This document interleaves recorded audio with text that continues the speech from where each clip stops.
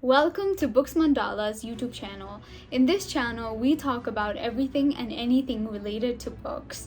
So in this video, I have one of my new favorites of this year, and that is the Poppy War trilogy by Rebecca Kuang.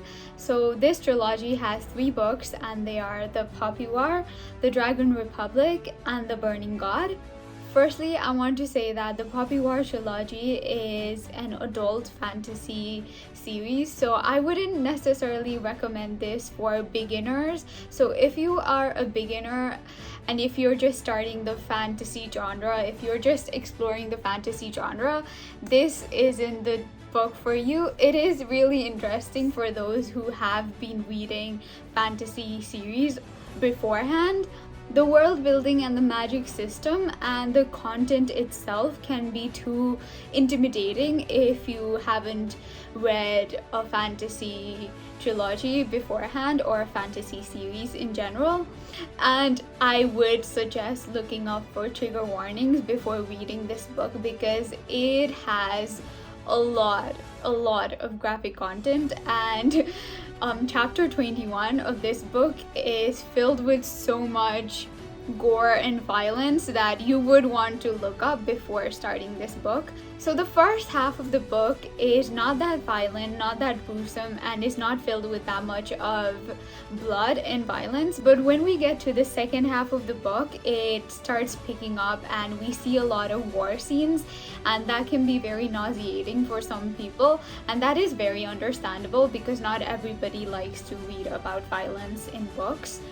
So what makes the book more interesting and more gruesome is the fact that the author, Rebecca Kuang, actually took inspiration from 12th century China and the war between China and Japan. Some of the war scenes in the book were actually inspired by real life scenarios, and that, when you know that fact, it makes the reading experience so much darker and interesting as well, but darker. So The Poppy War is the first book of the Poppy War trilogy, and this book follows our main character named Fang Runin, aka Rin, that is her nickname, and she is a small town orphan, and we follow her throughout this book as she goes from being an orphan in this village to going to one of the most prestigious school in this whole continent, and then proceeding to become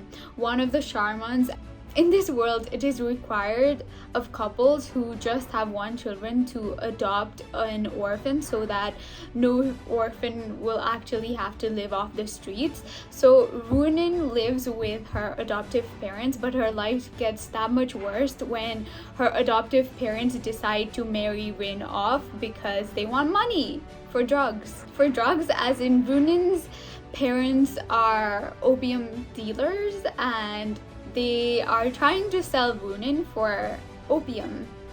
So what is worse is the fact that Runin has to get married off to someone who is like 3 times older than her, a merchant who is like the age of her grandfather, I guess, and that is so disgusting. So Runin does not want to get married, and she has no money, she has no power whatsoever, so she decides to study and take this test called Keju. And if you ace the Keju, you get to go to the most prestigious school in the whole of Nicarya. Nicarya is the country, and you get to go to Sinegard, where you get to study for free. So not a lot of kids get into this school because, one, a lot of the times only the children of the rich get into this school, and second, the test is super duper hard, and Runin has no prior learning experience, so she has to learn everything within some few days, few months, and we see her learning. You've probably heard of this saying in Nepali, "Tupi kasera parnu parne." Yeah, Runin actually does that. So if your parents read the first half of this book, they're obviously gonna ask you to study like Runin does. So soon Runin memorizes everything. She literally memorizes everything, and that is really interesting. And she passes the Keju and she gets into Sinegard, and then we see Woonin in Sinegard, and this segment of the book is very high school bullying-ish, and it is interesting to read. But if you're solely reading this book for the war, this section of the book might seem very mundane, because all she does in this section is go to school and study in school, and she gets bullied. So mind you, Runin is a dark-skinned girl, and she gets bullied for the color of her skin, because the students that come from upper family in this world are fair-skinned, and she gets bullied for the fact that she is an orphan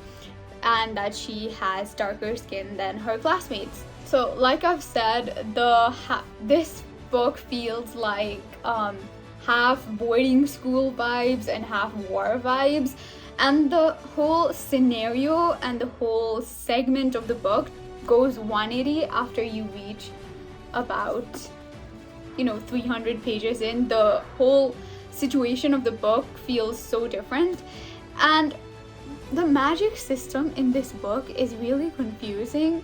I won't lie, I'm still confused. You don't get to learn a lot about the magic system in the first book because it isn't quite explored in the first book, but we get to know about Sharmans. Shamans are basically people who can communicate with God, and they are like vessels to God. So if I'm a shaman, I'm a vessel to God, and the God will take my humanly body and do something, most of the time destruction. So in Sinegard, Rin along with her friends get trained military type training because war might happen anytime. The Federation of Mugu, which is a country that is close to Nicaria, might attack Sinegard and Nicaria anytime soon, and everyone in Sinegard are doing excessive military training. So we see a whole high school vibes aura. We see Rin with her teachers and her assignments and her friends. She just makes one friend, but her friend and her bullies. She is bullied by this boy named Neza, I have no idea how you pronounce his name, but there's that. I won't say anything else about Neza because spoilers. So in the boarding school, she also encounters Alton. Alton is a Spirly, and Spirlies are these people who are already extinct. So Alton is supposedly the only Spirly alive, and he can do magic, kind of fire magic. So he can summon fire, and he's like a shaman, and he has fire magic or some magic. He has magic. The magic system of this book is very confusing, so I do not recommend this book if you are a beginner. This book will literally eat your mind up, and it has about more than 500 pages. So go into this book expecting difficult world building and confusing scenarios because it can be quite confusing. So I would like to mention the fact that Rebecca Kuang, the author, did a wonderful job of writing this book. This book is my new favorite book of 2022. I read it in January. I know for a fact that this is going to be my new favorite book ever.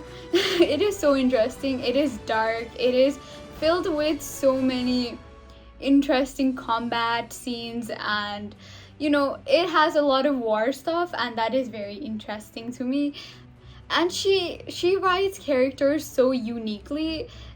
The author, how she's written Rin, I love Rin. She is an anti-hero, so she is very morally gray. You will not agree with so many decisions that she makes. Rin makes questionable decisions. If you're thinking Jude, Rin takes Jude to the next level. If you think Jude is, morally gray, the most morally gray protagonist ever, you will be baffled and flabbergasted when you meet Win, because she takes it to a whole new level. I think that is it. I think I explained the necessary aspects of the book, and if you love fantasy, you will love this book. There is no question, there's no doubt that you would not like this book if you are an avid fantasy reader. I highly, highly, highly, highly recommend this book. It is so good. It is so worth the read. It might seem daunting at first, but it gets more interesting and more interesting, and the last half of the book will blow your mind.